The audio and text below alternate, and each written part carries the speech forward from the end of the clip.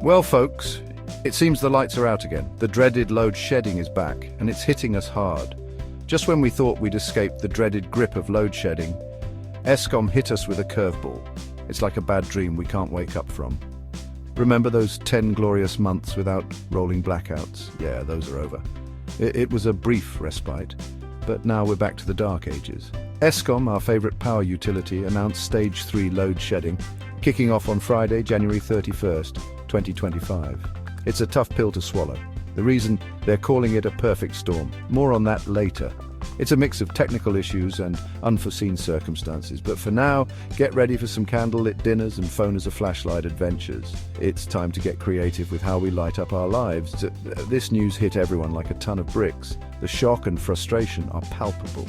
Just when businesses were bouncing back and people were getting used to reliable electricity, bam! Back to square one. It's a major setback for everyone. Eskom says they'll give us an update on Sunday. We're all waiting with bated breath, but let's be honest, we've heard that before. Let's hope this time they have some good news for us. For those of you lucky enough to be unfamiliar with this uniquely South African phenomenon, let me break it down. Load shedding is basically planned power cuts. It's a way to manage the electricity supply when demand exceeds what can be produced. Imagine your electricity going out for 2 hours, then coming back on, only to go off again a few hours later. This cycle can repeat multiple times a day. It's like a bad game of on again, off again that nobody wins. The unpredictability can be maddening. The reason for this madness? Eskom, the big kahuna of electricity, doesn't have enough power to keep the lights on for everyone all the time. Their infrastructure is aging and often can't meet the demand, so they make us share. It's a way to prevent a total blackout by spreading the limited power supply. They divide the country into stages, and each stage gets its turn to sit in the dark. The higher the stage, the more frequent the outages. Why is this a big deal? Well, it affects every aspect of daily life. Imagine trying to run a business, cook dinner, or even just charge your phone when the power keeps going out. It disrupts routines and can cause significant financial losses. It's disruptive, it's frustrating, and it's a major headache for everyone. The uncertainty and inconvenience make it a constant challenge to navigate daily life. So, what exactly caused this perfect storm, you ask?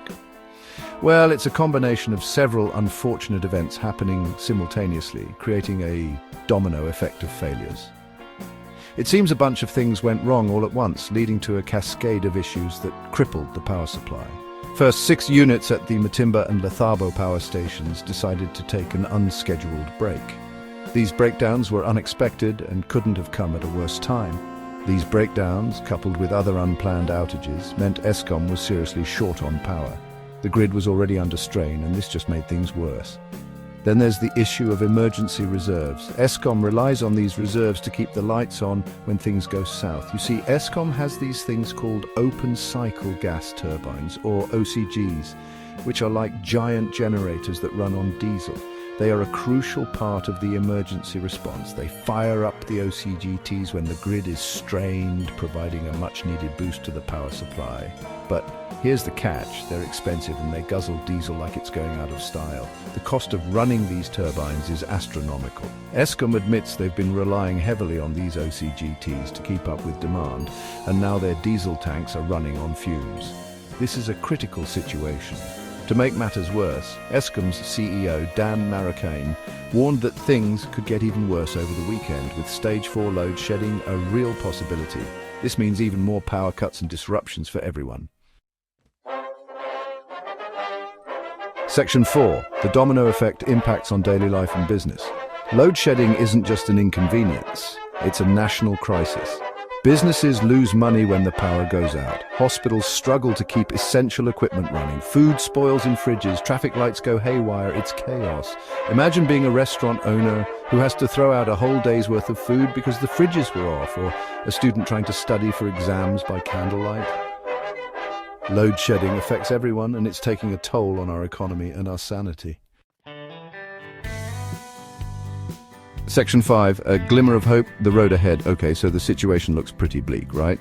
Well, maybe not all doom and gloom. Electricity Minister Kyozientsho Ramokopa is trying to sound optimistic. He's hoping things will be back to normal by Monday. Apparently, Eskom expects some of those broken down units to be back online by then. But let's be real, we've been down this road before. The big question is, what's being done to prevent this from happening again? The government has been talking about renewable energy and fixing Eskom for years, but progress has been slow. Until we get serious about investing in alternative energy sources and sorting out Eskom's issues, load shedding will continue to be our unwelcome guest.